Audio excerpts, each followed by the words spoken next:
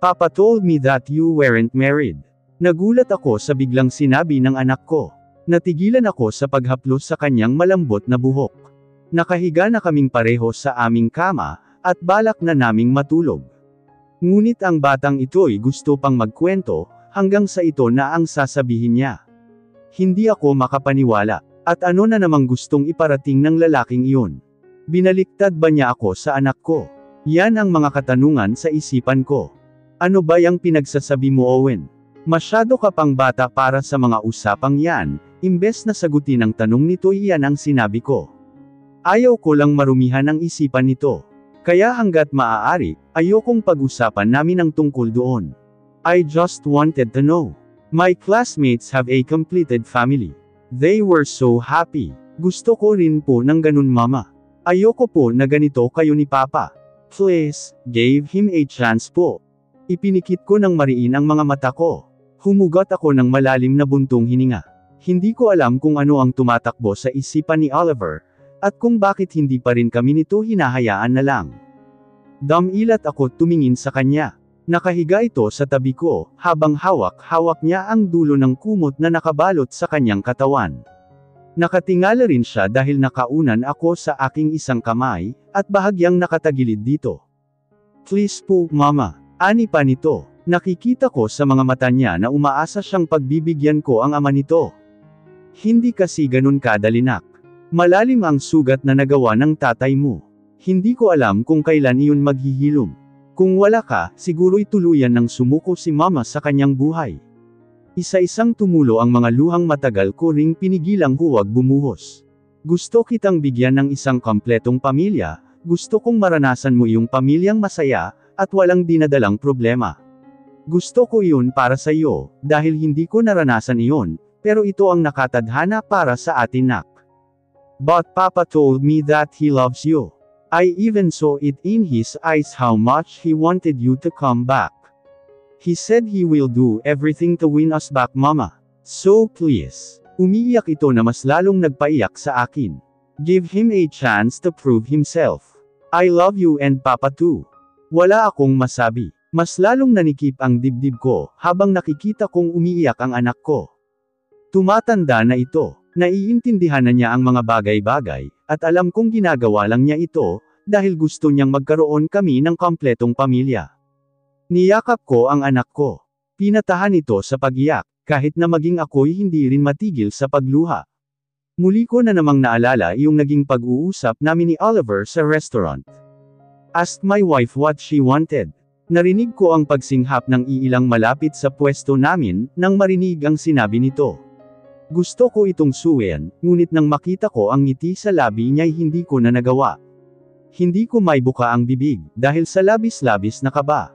Ikaw na lang ang bahala, sabi ko pagkaraan ng ilang segundo, at nang mapansin kong mukhang naiinip na ang waitress. Hindi nagtagal ay umalis ang waitress nang makuha nito ang order namin. Yumuko naman ako, at pinaglaruan ang mga kamay sa ilalim ng mesa. Ayokong iyangat ang tingin. Dahil ayokong nakikita ang mukha nito. May iilan ding nakatingin sa direksyon namin. Nagtataka ang iilan, ngunit karamihan ay nakataas ang isang kilay. Nararamdaman ko ang mapang mata nilang tingin, na mas lalo kong ikinahiya. Alam kong hindi ako mayamang tao. Alam ko rin kung saan ko ilulugar ang sarili.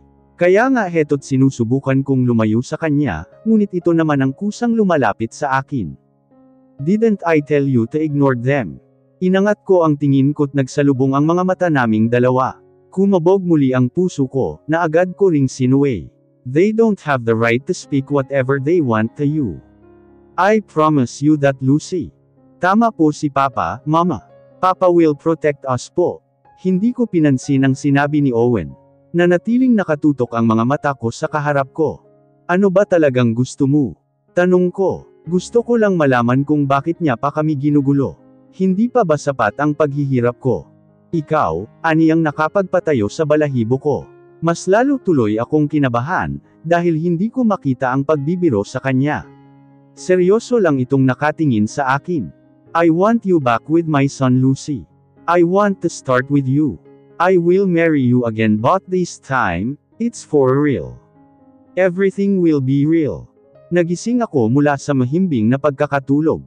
Hindi ko pala namalayang nakatulog kaming dalawa ni Owen na magkayakap. Masakit ng kaunti ang mga mata ko, dahilan ng pag-iyak ko kagabi, ngunit unti-unti itong nababawasan, hanggang sa makapag-adjust ako. Tumingin ako sa aking tabi. Mahimbing pa rin itong natutulog. Kaya napagmasdan ko ang kanyang itsura. Kuhang-kuha niya ang hugis ng labi ni Oliver, ang mahahaba niyang pilik mata at ang matangos nitong ilong. Halos lahat ay namana niya kay Oliver.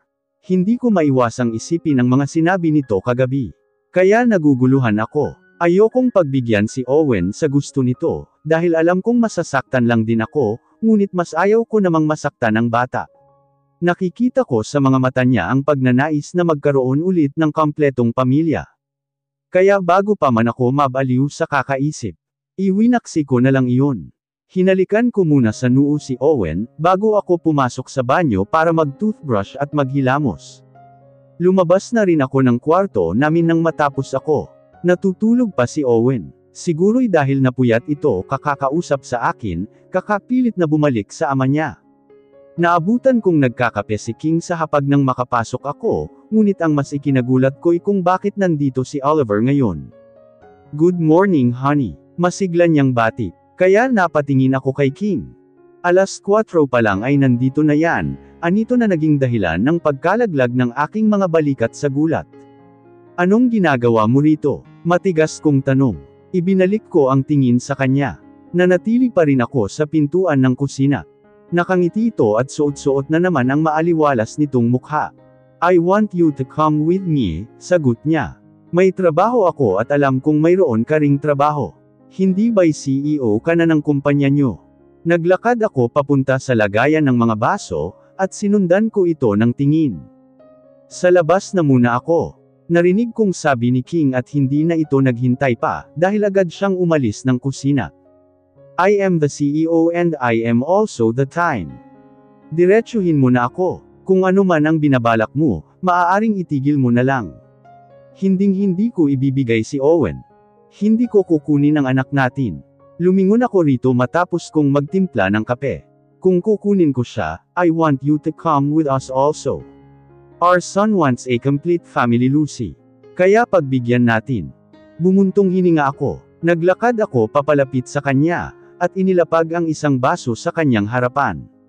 Napansin ko kasing wala itong kape, kaya pinagtimplahan ko na. "May kikihati ako sa oras ng anak ko. Pwede siyang sumama sa iyo, kahit hindi ako kasama." Sumusuko na ako. Hindi ko kayang makasama ka pa ulit sa iisang bubong, dahil naalala ko lang ang mga sakripisyong ginawa ko, sabi ko. Mahina lang ito, ngunit alam kong narinig pa rin niya. "Lucy, magkape ka na. Ikaw na ang maghahatid kay Owen sa eskwelahan," sabi ko na hindi na siya tinapunan pa ng tingin. "Hindi ako susuko. I will win you back. I sacrificed a lot for you, Lucy. I even fight for you, kaya hindi ko sasayangin ang bawat araw para iparamdam sa'yo na mahal kita." Mahal niya raw ako. Nakakatawa. Gusto kong maniwala sa sinabi nito, ngunit bingi na siguro akong maituturing, at sarado na ang damdamin ko. Hindi ko na mahanap yung kilig sa mga sinasabi niya.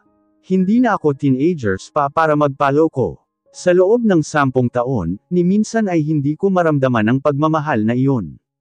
Kaya ano pa bang saysay, para sabihin niya ito sa akin ngayon? Wala na dahil huli na ang lahat. 1 linggo rin ang lumipas, at halos araw-araw na yatang naririto si Oliver. Hindi napapagod. Kung hindi bulaklak ang dala, mga laruan naman para sa bata ang bitbit niya. Mas maaga pa siya sa pagsikat ng araw at pagtilaok ng manok. Kaya nagrereklamo na si King dahil siya ang nagigising kapag maaga itong nagdo-doorbell. "What's your plan tomorrow?" Tanong nito habang sumisimsim sa kanyang iniinom na kape. Gustuhin ko man siyang itaboy, ngunit hindi ko iyon magawa. Nakikita ko kasing masigla si Owen, at kahit man lang ito ang maibigay ko sa kanya. Birthday niya kasi bukas at wala akong pera pang handa. Siguro'y kakain na lang kaming dalawa sa labas. May kakaunti pa naman akong ipon na sakto lang para sa aming dalawa. "Wala kang pakialam," sagot ko kay Oliver. Hindi ako nag-abalang lingunin ito, dahil abala ako sa pagluluto ng agahan namin. "He's also my son, Lucy. I wanna what's your plan on his birthday? Pinatay ko ang stove, at mapait akong tumingin sa kanya. Bumuntong hininga ako. Sa bawat taon na dumarating ang kaarawan ni Owen, ay wala siya sa bahay. Hindi man naranasan ng anak ko ang isang engranding birthday party, ngunit kahit papaano ay ginagawan ko pa rin ang paraan, para lang makapaghanda kami. Iyong simple lang ngunit mula sa puso ko ang pagmamahal na ibinibigay ko sa kanya. Malaking tulong din si Andoy noon sa akin. Dahil sa taon-taon niya akong binibigyan ng pera, sa tuwing malapit na ang birthday ni Owen. Tapos itong taong to, kung makapagtanong na kung ano ang plano ko bukas. Kakain lang kami. I want my son to celebrate his birthday. Bibigyan natin siya ng isang magandang birthday party, pagputol nito sa sasabihin ko. Sinaman ko siya ng tingin, ngunit hindi man lang siya natinag sa kinauupuan niya. Nakangiti pa ito habang sinasalubong ang tingin ko. Kung gusto mo, mag-celebrate ka mag-isa mo. Gusto kong makasama ang anak ko na kaming dalawa lang. Nagbago ang ekspresyon nito sa mukha. Tila ba hindi nito nagustuhan ang sinabi ko sa kanya, Lucy, nakaramdam ako ng takot, ngunit mas nangingibabaw ang kakaibang pakiramdam ng mga teenagers ngayon, sa tuwing nilalambing sila ng taong gusto nila. Bumabawi ako sa inyo ng anak natin. Give me another chance to prove myself. Umiling na ako. Ayokong magpaloko sa nakakawa na niyang tingin. Ayokong masira yung pader sa pagitan naming dalawa.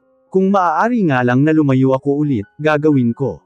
Pero hindi ko naman alam kung sino pa ang tatakbuhan ko. Kung sino pang hihingian ko ng tulong. Nahihiya na ako kay Andoy at King, marami na silang naitulong sa akin. Papa, hindi ako nakasagot nang biglang pumasok ang kagigising pa lang na si Owen. Agad itong tumakbo papalapit sa ama, at sumampas sa kanyang mga hita. Malaki ito ngunit kung umakto sa ama ay parang nasa 5 taong gulang pa lang siya. Good morning son. How's your sleep? Nakangiti si Oliver dito, palagi naman simula noong magpakita itong muli sa amin. Great. I had a dreams po. Napanaginipan ko po na we're finally living together, sagot ng anak ko. May kakaunting kirot akong nararamdaman sa tuwing nagsasabi ito ng mga ganito. Ngunit ipinagsasawalang bahala ko na lang ang mga iyon. Hindi ko nakakayanin pa kung makakasama ko ulit si Oliver sa iisang bubong. Dito pa nga lang, ang sikip na agad ng paligid para sa aming dalawa. Soon son, hinaplos ng marahan ni Oliver ang buhok ng bata. Agad akong tumalikod. Nangingilid kasi ang mga luha sa aking mga mata. Kung patatigilan ko pa ang pagtitig sa kanilang dalawa, ay baka bumigay ako ng tuluyan. What are your wishes on your birthday? Narinig kong sabi ni Oliver. Kinuha ko ang mga plato, at saka ako muling humarap sa kanila. Naglakad ako papalapit sa hapag, at inilagay iyon sa mesa. Nakaupo na si Owen sa tabi ng ama, habang nakatingin ito sa akin na ikinagulat ko. May kislap sa kanyang mga mata, habang nakangiti naman ang kanyang labi. You already know the answer papa. I want you and mama to be together again po. Hindi na nakakagulat. Ito naman talaga yung palagi niyang sinasabi sa akin noon. Palagi niyang hinihiling noong iwan namin ang ama, na sana raw ay magkabalikan na kami ni Oliver. Hindi ko alam. I know it's impossible to wish this po, pero mahal ko po kayong dalawa. Ayaw kong maghiwalay kayo, even though your marriage was fake. You love each other, right? You should at least give it a chance again. Kumain na lang tayo, mabilis kong sagot at muling tumalikod. Ayokong pag-usapan ang tungkol doon hanggat maaari. Alam nitong si Owen ang kahinaan ko. At baka kapag itinuloy niya ang tumatakbo sa isipan ko, hindi na ako makakapagdalawang isip pa. Hindi na rin ako pumasok sa trabaho kahapon, dahil namili kami ng mga lulutuin para sa birthday ni Owen. Oo, wala akong nagawa, kundi ang payagan si Oliver na bigyan ng magandang handa ang bata. Humiling lang ako na hindi na engrande, dahil wala naman kaming kilalang mga tao na iimbitahan namin. Kami-kami lang ni King, Andoy, Oliver, at ako. Mabuti na lang din na pinagbigyan niya ako, ngunit hindi ko na siya napigilan na sa isang malaking bahay kami uuwi kinahapunan. Maganda ang bahay, malawak ang living room, ang sala, ang garahe, kusina at bawat kwarto. Hindi nakakapagtaka na mayaman ang nakatira dito. Malayong malayo sa naging bahay namin noon. Whose house is this papa? is so big. Ang ganda rin po ng swimming pool. Sumang-ayon ako kay Owen. Hindi maipagkakaila na maganda nga itong bahay, moderno ang halos disenyo. May 2 palapag kung saan sa second floor ang mga kwarto. Our home, sabi ni Oliver. Nakangiti ito. Welcome home, aniya pa. Doon ko lang din naintindihan ang sinabi nito. Mabilis kong hinawakan sa kamay si Oliver.na nakatayo sa tabi ko. Uuwi na kami, sabi ko at tatalikod na sana, ngunit mabilis ang naging kilos niya at nahawakan ako sa aking braso. Lucy, wait, please stay. Just for this night. Besides, we were celebrating my son's birthday here. Napansin ko ang tila balisa at takot sa kanyang mukha, habang sinasabi ang mga iyon. Oo nga po mama, gusto ko pong makasama si Papa, pagsang-ayon naman ng anak kung may malungkot ding tono ng boses. Kaya mo ba kami dinala rito? May diin kong tanong. Marahan ko ring hinela ang braso ko, na siyang naging dahilan ng pagbitiw nito rito. Napakamot ito sa kanyang batok, at bigla akong napalunok nang makita ko ang muscles nito sa braso. Lucy, galit ka sa kanya. Hindi ka dapat nagpapaapekto sa tulad niyang sinungaling. I'm sorry. Kinagat nito ang ibabang labi, habang nakatingin sa akin ng diretso, kapag kasi pinaalam ko pa sayo, baka hindi kayo sumama sa akin ng anak ko. Bumuntong hininga ako't umiwas ng tingin. Hindi ko na natatagalan pa ang pagtitig sa kanya. Kung hindi naninikip ang dibdib ko, ay iba naman ang dumadaloy sa katawan ko't ayaw ko yun. Saan ang kwarto namin? Matutulog na ako, sabi ko. Hindi ko alam kung bakit bigla-bigla na lang ganito ang pakikitungo ko sa kanya, samantalang noon ay mahina ako sa paningin niya, siguro'y hinubog na ako ng panahon na maging matapang. Sawa na rin akong maging mahina, dahil parati na lang akong niloloko. Hindi ka ba kakain na muna? Tanong nito. Mahina lang at ramdam kung umaasa itong sabayan ko silang kumain ng kanyang anak. Umiling lang ako at nilingon ang anak ko. Nak, gusto mo na bang matulog? Umiling lang ito kaya tumango naman ako't binitiwan na ang kanyang kamay. May lumapit naman sa aming katulong, at sa kanya ako nagpasama sa taas, kung saan ang kwarto. Nang makapasok ako sa loob, ay agad akong naupo sa naroroong malambot na kama. Napahawak ako sa aking dibdib, dahil sa kanina ko pa nararamdamang kaba. Buong maghapon kaming magkasama ni Oliver. At hindi ko maintindihan ang sarili ko kung bakit ako masaya.